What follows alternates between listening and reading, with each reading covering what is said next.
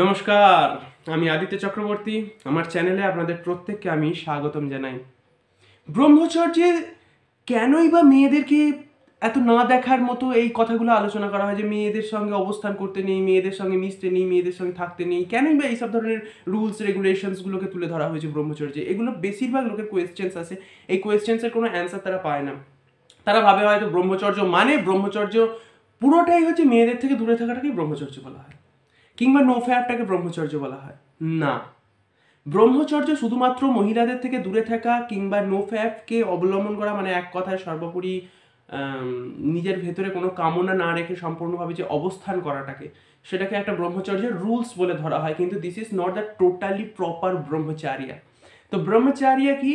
ব্রহ্মচর্য হলো ব্রহ্মে আচর্য করা, অর্থাৎ ব্রহ্মের সহিত সম্পূর্ণভাবে অবস্থান করাকে, তাকে মনন করাকে, তাকে চিন্তন করাকে, তার ধ্যানে অবস্থান করাকে এবং তার ওপর সমর্পণ করে সমস্ত কর্ম করাকে, এই সমস্ত কিছুকে বলা হয় ব্রহ্মচর্য।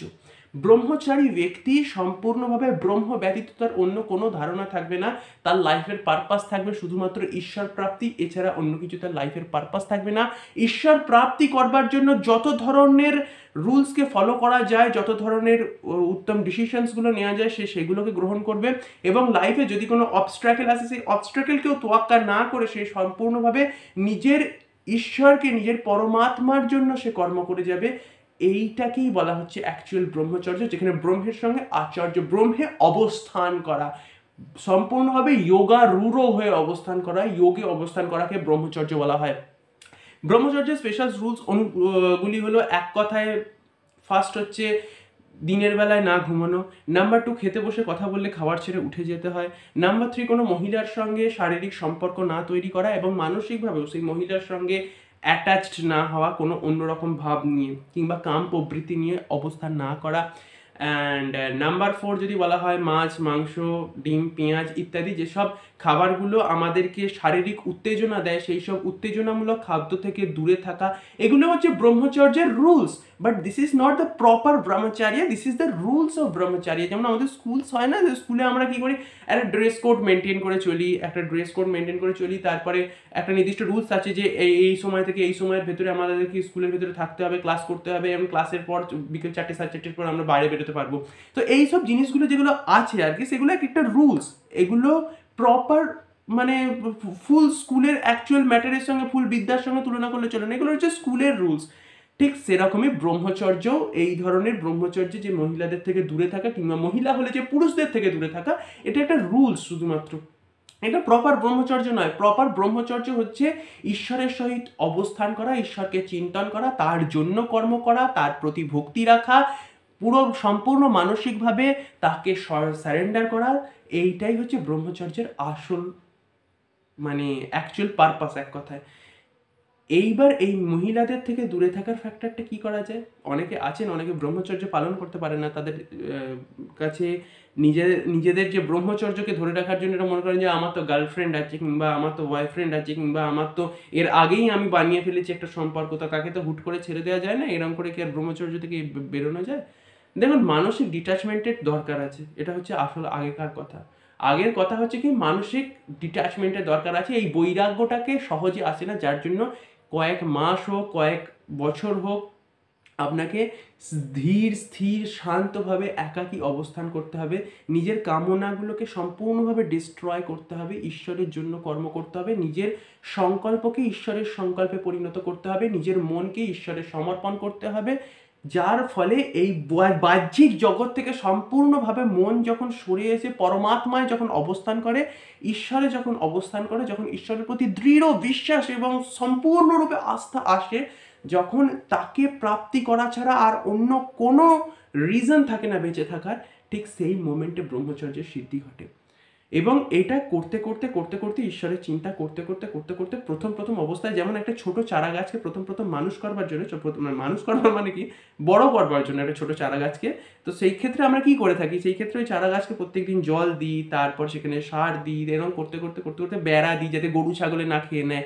সেইভাবে বড় করতে করতে সেই চারা গাছ যদি একদিন বড় হয়ে যায়, তখন সেই চারা গাছকে আর কোনো রকম জল দেওয়ারও প্রয়োজন হয় না, সার দেওয়ারও প্রয়োজন হয় না, সেখানে বেড়া দেওয়ারও প্রয়োজন হয় না। ঠিক তেমনই এই ব্রহ্মচর্য। প্রথম ব্রহ্মচর্যে এই রুলসগুলো সত্যিই পালন করা আবশ্যক। মহিলাদের থেকে দূরে থাকাটাও আবশ্যক।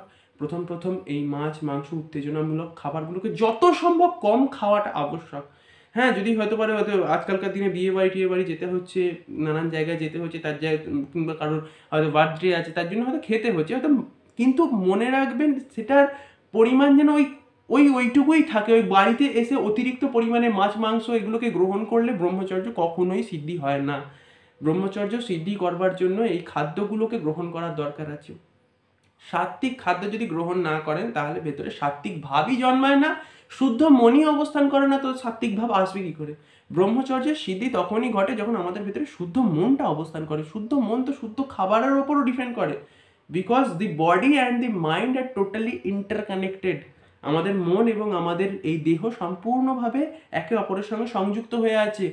যদি আমরা সুপাচ্য সুন্দর সরস খাদ্য গ্রহণ না করি তাহলে আমাদের দেহও কিন্তু সেই রকম সুন্দর রিয়াকশনস দেবেন না। যদি দেহ না রিয়াকশনস দেয় তাহলে সেই দেহের সঙ্গে এই মাইন্ড কিন্তু কানেক্টেড হয়ে আছে, মনও কিন্তু এই দেহের অ্যাকর্ডিংলি রিয়াকশনস দেয়। তো সবচেয়ে বড় বিষয়, এই রুলসগুলোকে অবশ্যই প্রথম পালন করতে হবে, অবশ্যই ব্রহ্মচর্যের শুরুতে পালন করতে হবে। যতদিন না আমাদের ভেতরে সেই মেন্টাল স্টেবিলিটিটা দাঁড়ায় ততদিন এই রুলসটা পালন করতে হবে। একজন গুরু থাকলে তো খুবই ভালো, যদি গুরু না থাকে তবুও চিন্তার কিছু নেই, নিজের সঙ্গে নিজে যুদ্ধ করো, নিজেকে নিজে রুলস দিয়ে বাঁধো।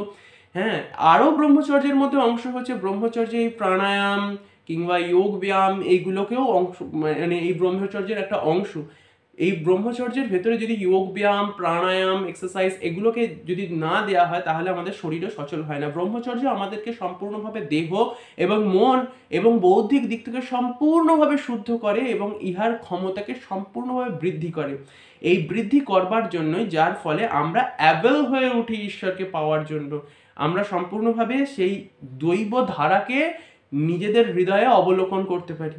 আমাদের মনরূপী জলাশয়ে পরমাত্মারূপী সূর্যের প্রতিবিম্ব পড়ে তখন। যার জন্য এই ব্রহ্মচর্যকে পালন করতে হয়। তাই প্রথম যতদিন না সমস্ত কামনা ডিস্ট্রয় হয় ততদিন এই মহিলাদের থেকে কিংবা মহিলা হলে পুরুষদের থেকে দূরে থাকতেই হবে। তোমাকে বিচার করতে হবে তুমি ঈশ্বর চাও নাকি তুমি শুধুমাত্র এই সাধারণ 10 জনের মধ্যে জীবন চাও।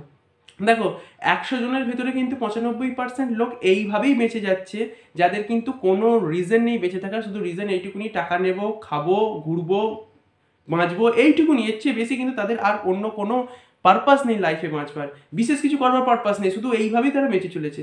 তুমি যদি তাদের ভেতরে ঢুকতে চাও তো ঢুকতে পারো, কিংবা নয়তো তুমি সেই 5% লোকেদের ভেতরে ঢুকতে পারো যারা কিনা এক্সট্রা অর্ডিনারি কিছু লাইফে করে দেখিয়ে দিয়েছে। এবং এটা অসম্ভব নয়, ব্রহ্মচারী ব্যক্তির ক্ষেত্রে অসম্ভব কিছু নয়। তার চিন্তা মাত্র পর্বত চূর্ণ হয়ে যায়, সে গন্ডু, সে জল পান করে ফেলতে পারে, সারা সমুদ্র পান করে ফেলতে পারে। এটাই হচ্ছে একজন ব্রহ্মচারীর মানসিক সামর্থ্যের প্রমাণ। ব্রহ্মচারী চাইলে পারে না, হেন কোনো কাজ নেই। সেজন্য এই ব্রহ্মচর্যকে অবশ্যই পালন করুন, প্রথম এই রুলসগুলোকে অবশ্যই মানুন এবং আমার এই চ্যানেলের সঙ্গে জুড়ে থাকুন। আমার চ্যানেলটা ভালো লাগলে অবশ্যই আমার চ্যানেলটাকে সাবস্ক্রাইব করে রাখবেন। যদি ইন ফিউচার এই আধ্যাত্মিকতায় আসতে চান, ব্রহ্মচর্য অবলোকন করতে চান, ব্রহ্মচর্য লাইফস্টাইলে যদি আপনি বাঁচতে চান, যদি এই ধরনের নিজ কাম প্রবৃত্তি থেকে উঠে ঈশ্বরের সঙ্গে সম্পূর্ণভাবে মিশতে চান, তাহলে এই চ্যানেলের সঙ্গে জুড়ে থাকুন, আমার সঙ্গে জুড়ে থাকুন। হ্যাঁ, এবং আমার এই চ্যানেলটিকে অবশ্যই আপনারা শেয়ার করুন। ধন্যবাদ।